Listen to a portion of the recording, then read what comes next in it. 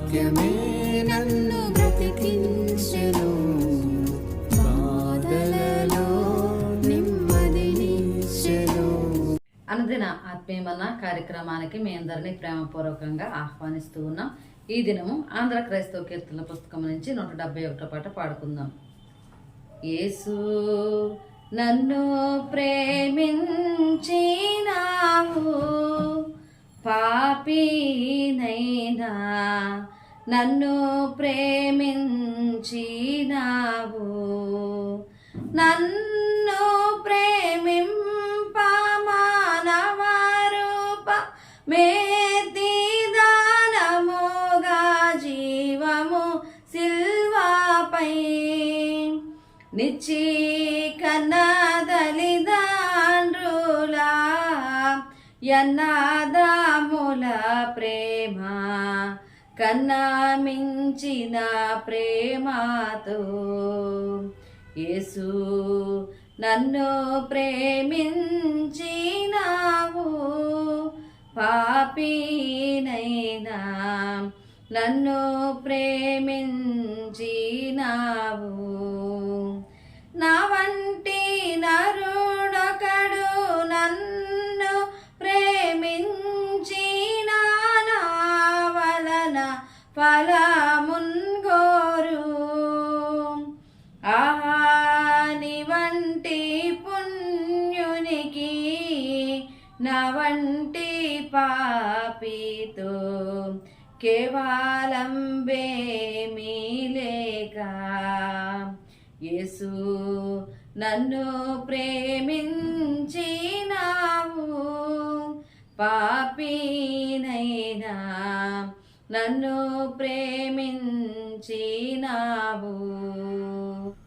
అనుదిన ఆత్మీయమన్న కార్యక్రమానికి మిమ్మల్ని అందరినీ ప్రేమపూర్వకంగా ఆహ్వానిస్తూ ఉన్నాను. క్రీస్తునందు ప్రియమైన దేవుని బిడ్డలారా, ఈ సమయంలో ఈ లెంట్ డేస్ లో మరి యేసుక్రీస్తు ప్రభువారు సువార్తలలో ఖండించిన అనేకమైన విషయాలను గురించి మనము జ్ఞాపకం చేసుకుంటూ వస్తున్నాం.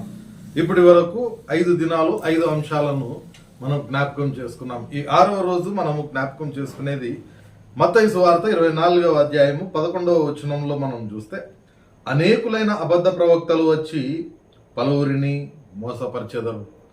ఇక్కడ యేసుక్రీస్తు ప్రభువారు ఖండిస్తూ ఉన్న మరొక విషయం, లేదంటే మరొక వర్గం ఎవరు అని అంటే ఈ అబద్ధ ప్రవక్తలు అని మనం చూస్తూ ఉన్నాం. ఇందులోనే అబద్ధ ప్రవక్తలు, లేకపోతే దొంగ కాపరులు, అబద్ధమైన బోధ, ఇవన్నీ కూడా మనం చూస్తాం.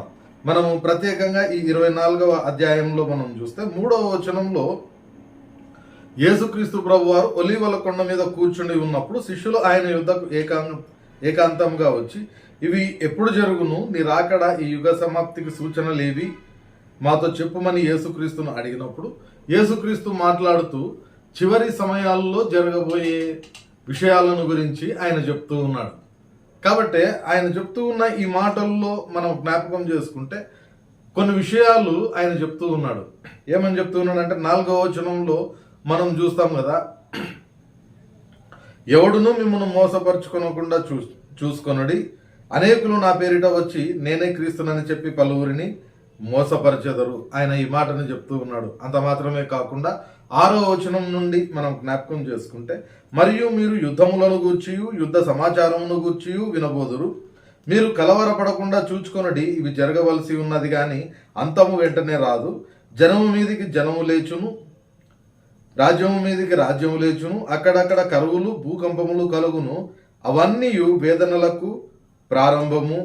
ఈ మాటలు ఆయన చెప్తూ ఉన్నప్పుడు ప్రియమైన దేవుని బిడ్డలారా, అవన్నీ కూడా క్రీస్తు యొక్క రాకడకు లేదంటే చివరి దినాలకు సూచనగా మాత్రమే మనం చూస్తూ ఉన్నాం. ఆయన అంటూ ఉన్నమాట ఇవన్నీ వేదనలకు ప్రారంభము అని ఆయన క్లియర్గా ఇక్కడ మనకు చెప్తూ ఉన్నాడు. అయితే ఈ దినాలలో మనం జ్ఞాపకం చేసుకుంటే అనేక మంది బోధకులు అనేక సందర్భాలలో ఇటువంటి వార్తలు మనం వినినప్పుడు, ఎక్కడైనా భూకంపం వచ్చిందన్నప్పుడు, లేకపోతే ఈ కరువులు వస్తూ ఉన్నాయన్నప్పుడు, ఇటువంటి సంఘటనలు జరుగుతూ ఉన్నప్పుడు వెంటనే యేసుక్రీస్తు రాకడ వచ్చేస్తుంది.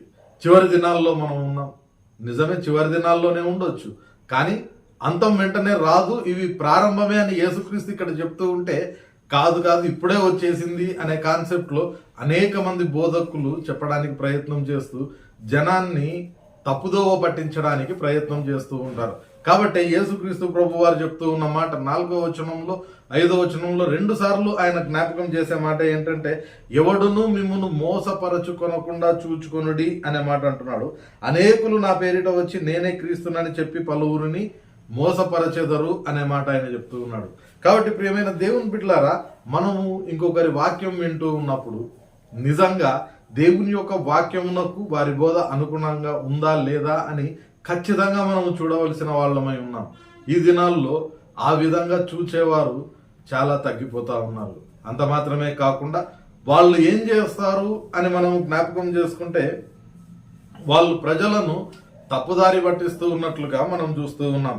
ఒకసారి మనం చూస్తే 24వ అధ్యాయం 5వ వచనంలో ఆయన చెప్తూ ఉన్నమాట, అనేకులు నా పేరిట వచ్చి నేనే క్రీస్తునని చెప్పి పలువురిని మోసపరచెదరు. ఆ యేసుక్రీస్తు నేనే, వేరే ఎవరూ కాదు అనే మాట వాళ్ళు చెప్తూ ఉన్నారు. ఈ దినాల్లో కొంతమందిని మనం చూస్తాం. చైనాలో ఒక స్త్రీ ఆ విధంగానే తయారైంది. అనేకమైన శాఖలు ప్రారంభమవుతూ ఉన్నాయి. భారతదేశంలో కూడా నార్త్ ఇండియాలో చాలా ప్రాంతాల్లో ఆమెకు సంబంధించిన సంఘాలు ప్రారంభమవుతూ ఉన్నాయి. ఆమె యేసుక్రీస్తు అనే కాన్సెప్ట్లో వారి వర్గం వారు చెప్తూ వస్తారు. ఇంకా అలా కాకుండా అనేక మంది తామే యేసుక్రీస్తు అని చెప్పుకునే అనేక మందిని మనం ఈ లోకంలో చూస్తూ ఉన్నాం. అంతేకాకుండా పరిశుద్ధ గ్రంథంలో 23వ వచనం నుండి మనం చూస్తే, ఆ కాలమందు ఎవడైనను ఇదిగో క్రీస్తు ఇక్కడ ఉన్నాడు అక్కడ ఉన్నాడు అని చెప్పిన ఎడల నమ్మకుడి. అబద్ధ క్రీస్తులను అబద్ధ ప్రవక్తలను వచ్చి సాధ్యమైతే ఏర్పరచబడిన వారిని సైతము మోసపరచుటకై గొప్ప సూచక క్రియలను మహత్కార్యములను కనబరచెదరు. ఇదిగో ముందుగా నేను మీతో చెప్పి ఉన్నాను. కాబట్టి ఎవరైనాను ఇదిగో అరణ్యంలో ఉన్నాడని మీతో చెప్పినను వెళ్ళకుడి, ఇదిగో లోపలి గదిలో ఉన్నాడని చెప్పినను వెళ్ళకుడి. ఖచ్చితంగా ఆయన చెప్తూ ఉన్న మాటలు, నా పేరిట వచ్చి అక్కడున్నాడు ఇక్కడున్నాడు అని చెప్తారు, మిమ్మల్ని మోసపుచ్చడానికి ప్రయత్నం చేస్తారు. వారి మాటలు మీరు వినొద్దు అనే మాట చెప్తూ ఉన్నాడు. ఎందుకు వాళ్ళ యొక్క మాటలు వినకూడదు? నిజంగా అది జరిగినప్పుడు పరిస్థితి ఏ విధంగా ఉంటుంది అని మనం చూస్తే చాలా దారుణంగా ఉంటుంది. ఇక అటువంటిది మరలా జరగవు, అంతటి దారుణమైన పరిస్థితిని మరలా మనము చూడలేము అన్నట్లుగా మనము ఇక్కడ చూస్తూ ఉన్నాం. 20వ వచనంలో మనం చూస్తాం, అప్పుడు మహాశ్రమ కలుగును గనుక మీరు పారిపోవుట చలికాలమందైనను విశ్రాంతి దినమందైనను సంభవింపకుండవలెనని ప్రార్థించుడి. లోకారంభం నుండి ఇప్పటి వరకు అట్టి శ్రమ కలగలేదు అనే మాట ఆయన చెప్తూ ఉన్నాడు. అంటే చివరి దినాల్లో నిజమైన అంత్యదినం రోజు పరిస్థితి ఎలా ఉంటుంది అని అంటే, లోకము అప్పటి వరకు చూడని వేదన అప్పుడు ప్రారంభమవుతుంది. కాబట్టి దానిని జ్ఞాపకం చేస్తూ అనేక మంది ప్రజలను మోసపుచ్చడానికి ప్రయత్నం చేస్తూ ఉన్నారు. కాబట్టి యేసుక్రీస్తు ఏం చేస్తూ ఉన్నాడంటే, ఆ కరువులను గురించి లేదంటే ఆ భూకంపములను గురించి యుద్ధములను గురించి జాగ్రత్త పడుడి అనే మాట చెప్పట్లేదు. కానీ ఆయన చెప్తూ ఉన్న మాట, అబద్ధ ప్రవక్తలను గురించి మీరు జాగ్రత్త పడుడి. కారణం ఏంటంటే వారు మిమ్మును మోసపరచెదరు.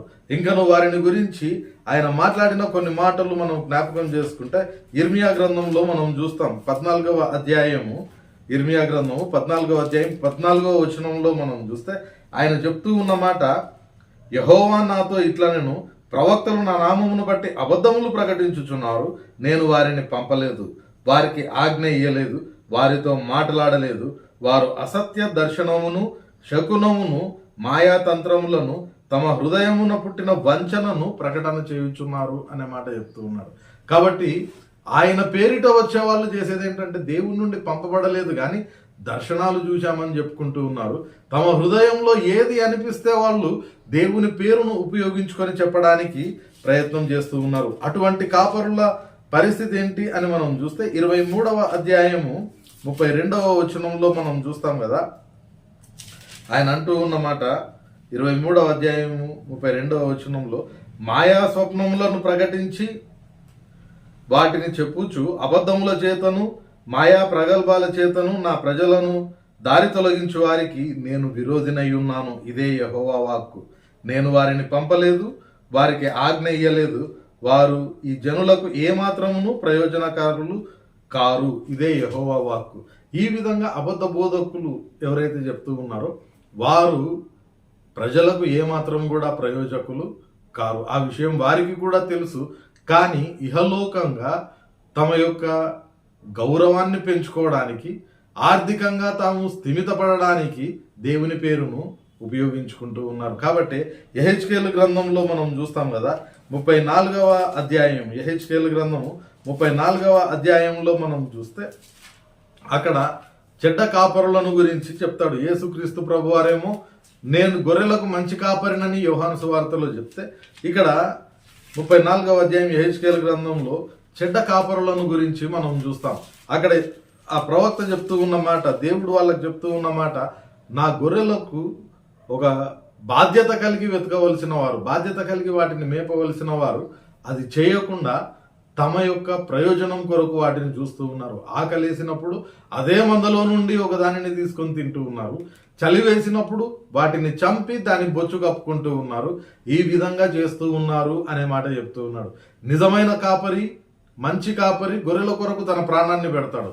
కానీ ఇక్కడ ఈ కాపరులు వాటిని తమ ప్రయోజనాలకు ఉపయోగించుకుంటూ ఉన్నారు.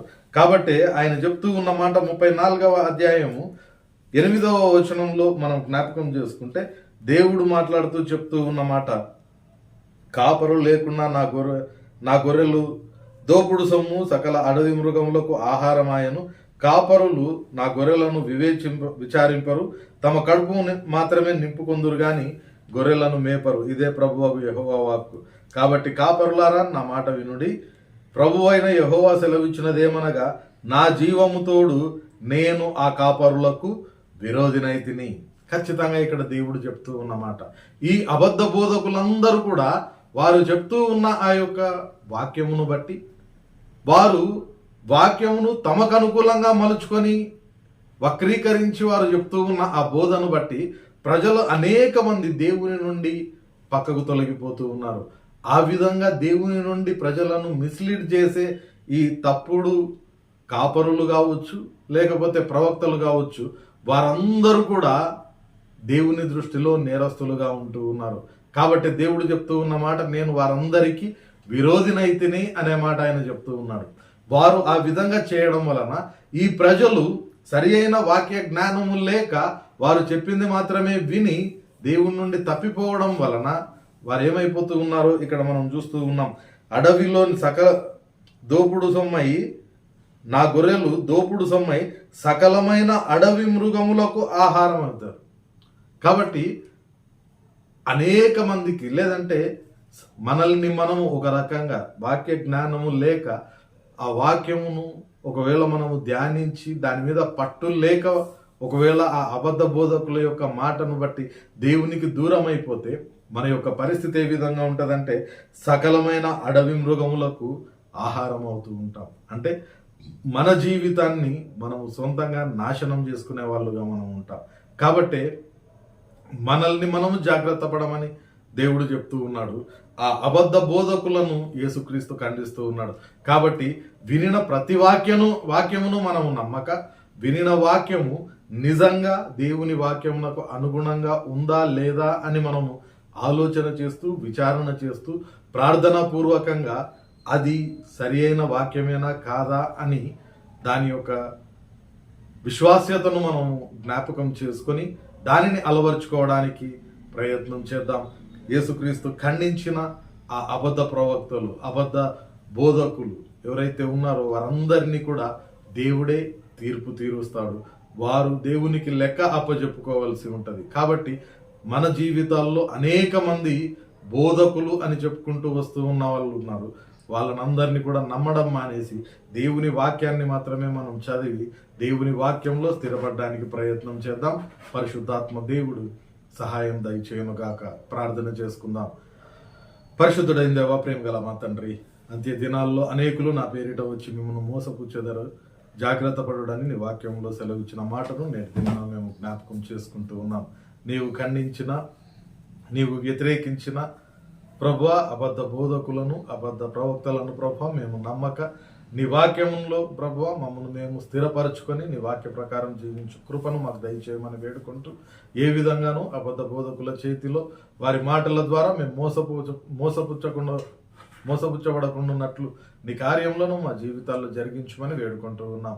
నేటి మా పని పాటల్లో కృప చూపించండి. రేపటి దినాన్న ప్రభువా మరొక పర్యాయం నీవు అనుగ్రహించే ఆత్మీయమన్న భుజించు వరకు నీ సన్నిధిని మాకు తోడుగా ఉంచుమని వేడుకుంటూ యేసు పరిశుద్ధ నామమున ప్రార్థిస్తున్నాం తండ్రి, ఆమేన్. తండ్రి, కుమార, పరిశుద్ధాత్మ త్రియేక దేవుని సకల దీవెనలు సదాకాలం మనకందరికి తోడయుండి నడిపించునుగాక. ఆమేన్.